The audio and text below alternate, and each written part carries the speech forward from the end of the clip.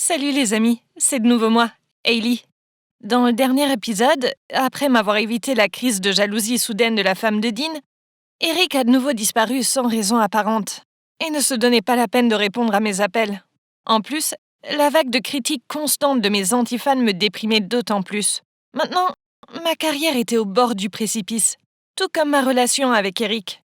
Inquiet pour moi, Anna et Kurt avaient pris le premier avion pour venir me voir et restaient un peu avec moi pour s'assurer que j'allais bien.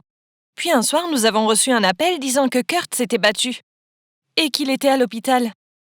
On s'est dépêché d'y aller, mais l'endroit grouillait de paparazzi lorsqu'on est arrivé.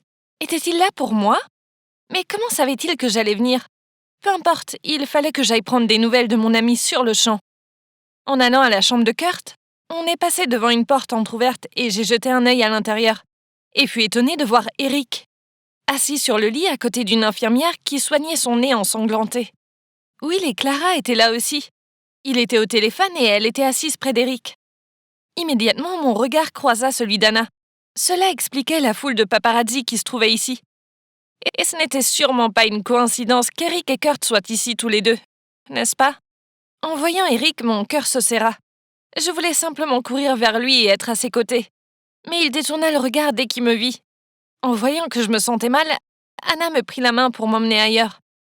En entrant dans la chambre de Kurt, on a couru à son chevet pour lui demander s'il allait bien. Heureusement, il n'avait que quelques égratignures et des bleus. Puis j'ai dit « Je suis contente que tu n'aies rien, Kurt. Maintenant partons d'ici. Je crois pas qu'on devrait s'éterniser. » Pile à ce moment-là, Phil arriva. Les nouvelles vont vite à Hollywood. Et il avait appris pour la bagarre en surfant sur Internet. Et il était venu immédiatement pour savoir ce qui s'était passé. On est sorti par une sortie de secours, afin d'éviter les journalistes avides de renseignements. Une fois en sécurité dans la voiture de Phil, Anna devint impatiente. « Maintenant, tu peux nous raconter toute l'histoire? Que s'est-il passé? Je croyais que t'allais voir ta bande de copains. » Kurt grimaça. « Mais enfin, laisse-moi respirer un peu.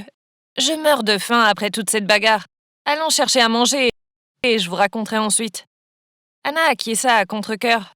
Puis Phil nous a emmenés dans un drive de fast-food pas loin. Puis, alors qu'il mâchait son burger, Kurt nous a raconté l'histoire. Le truc, c'est que, vous savez, j'étais au concert, et Eric aussi, comme vous l'avez deviné. Pendant le concert, je suis allée aux toilettes. Et je suis tombée sur lui, mais on a fait mine de pas se voir. Puis, quand j'allais sortir, j'ai entendu une voix familière dans le couloir. Alors, je me suis arrêtée un instant, et j'ai compris que c'était Eric qui parlait à son manager. Il disait « D'accord, comme vous voudrez. Je vais tout arrêter avec Hailey. »« Oh, quoi? Il a vraiment dit ça? » s'exclama Anna. « Ouais, j'ai eu exactement la même réaction. » Continua Kurt. « Les filles, j'étais tellement énervée que je lui ai foncé dedans et lui ai mis un coup de poing en pleine face. C'est là qu'on a commencé à se battre. Hailey, je t'avais prévenu. Eric est avec toi seulement pour la gloire. Au moindre problème, il disparaît. » Anna et Phil étaient d'accord avec Kurt et montraient leur désaccord sur le comportement d'Eric. Quant à moi, je regardais par la fenêtre car j'avais le cœur lourd. C'est la même chose qu'il y a quelques années. Et maintenant, j'ai le cœur brisé à nouveau. Anna me fit une tape sur l'épaule et me demanda si ça allait. Je rigolais en disant « Ouais, ça va.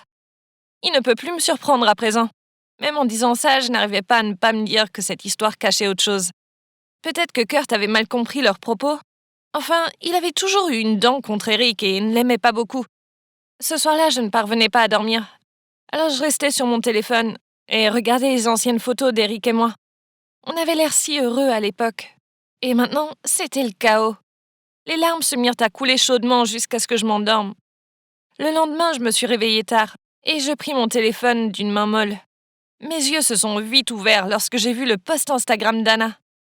Là, aux yeux du monde, était publiée mon histoire avec Eric, y compris notre amour de jeunesse de lycée, ainsi que la fois où j'avais demandé à son manager de lui laisser une chance, quand je l'ai soutenu lorsqu'il est parti à LA, que j'avais toujours été là pour lui quand il en avait besoin, et comment il était revenu avec moi pour me trahir non pas une, mais 2 fois. En plus de ça, elle avait ajouté de vieilles photos d'Eric et moi où on semblait très amoureux. Le post d'Anna était devenu viral et il y avait déjà des centaines de commentaires de fans et d'abonnés. La plupart étaient sympathiques envers moi et méchants envers Eric. Puis j'ai lu certaines nouvelles du jour, où Eric apparaissait en gros titres. Eric le traître et le vrai visage d'Eric. J'ai eu un pincement au cœur. Je savais qu'il avait déconné, mais Je voulais pas que tout ça lui arrive. Je l'ai appelé et lui ai envoyé un message immédiatement. Mais il ne répondait pas. Oh my God! Pourquoi était-ce si catastrophique? J'ai couru dans la cuisine où Anna préparait du café comme si de rien n'était. Je secouai le poste sous son nez en disant « Anna, c'est quoi ça ?» Elle haussa les épaules en répondant « Il le mérite, Hailey. Je n'allais pas rester sans rien faire, à regarder ta carrière flancher juste à cause de cet abruti. Le monde doit connaître la vérité. Tu ne peux pas porter ça sur tes épaules toute seule. » Puis je l'ai suppliée de supprimer le poste. Et elle a fini par accepter. Ça ne changeait pas grand-chose, car tout le monde l'avait déjà vu. Je n'étais pas d'accord avec ce qu'elle avait fait.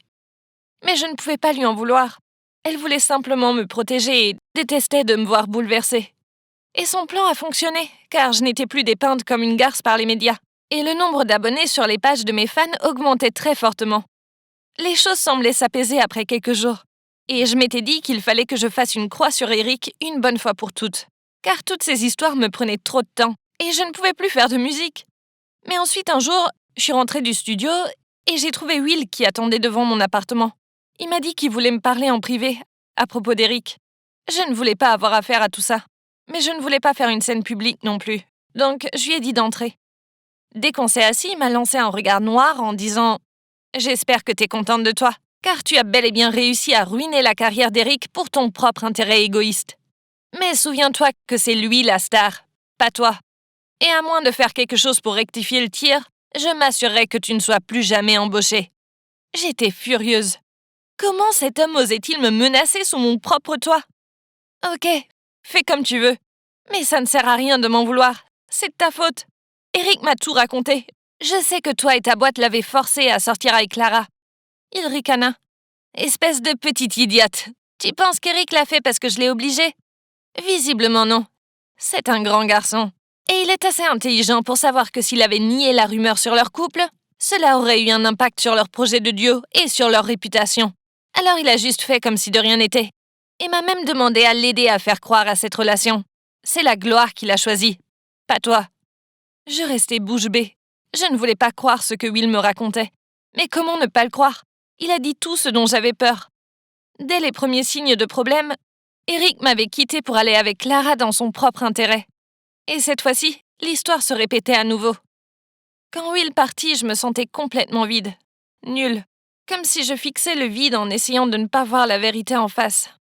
Mais quel est l'intérêt, puisque plus rien n'a de sens à présent? Donc, avec ma tristesse, je suis allée dans un bar en ville. Et j'ai commencé à boire pour oublier mes soucis.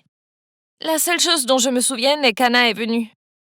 Il se trouve qu'elle m'avait appelée, mais que j'étais trop bourrée, donc le barman avait pris l'appel pour lui dire de venir me récupérer. Le lendemain, je me suis réveillée sur le canapé avec un mal de crâne horrible. Anna était endormie sur le pouf à côté de moi. Elle devait être épuisée de s'être occupée de moi toute la nuit. Merci, Anna. Tu es une amie géniale. Je la couvrais d'une couette et lui préparais un verre de lait avec un message de remerciement. Puis je suis sortie me balader pour me rafraîchir les idées. J'ai mis mes écouteurs et me laissais guider par la musique. Sans m'en rendre compte, j'avais marché jusqu'à Daystar Records. Je souriais, car ça me rappelait pourquoi j'étais venue à LA initialement. C'était pour faire de mon rêve de devenir chanteuse une réalité. Je venais de loin et j'avais obtenu tout ça grâce à mes efforts et à ma ténacité. Je ne pouvais pas abandonner maintenant, je devais surmonter ça. Je réfléchissais puis pris une grande inspiration de cet air frais matinal. Mais je vis ensuite quelqu'un allongé sur le palier du studio, avec une bouteille de vin vide à la main. Je regardais plus précisément. Eric? Que faisait-il là? Je me suis immédiatement retournée pour partir. Je ne pouvais pas le laisser me tirer vers le bas. Désormais, c'est un inconnu à mes yeux. C'est ce que ma tête me disait, mais mon corps n'écoutait pas. Je n'ai même pas eu le temps de me retenir. Je courus vers lui et le secouai délicatement. « Hey, réveille-toi, Eric. Tu vas prendre froid. » Il se réveilla et regarda autour de lui. Puis fut surpris en me voyant. Il avait l'air mal en point, comme s'il se passait quelque chose et qu'il avait beaucoup souffert en très peu de temps. Puis, avec un regard suppliant, il me dit « Hailey, s'il te plaît, il faut qu'on parle. »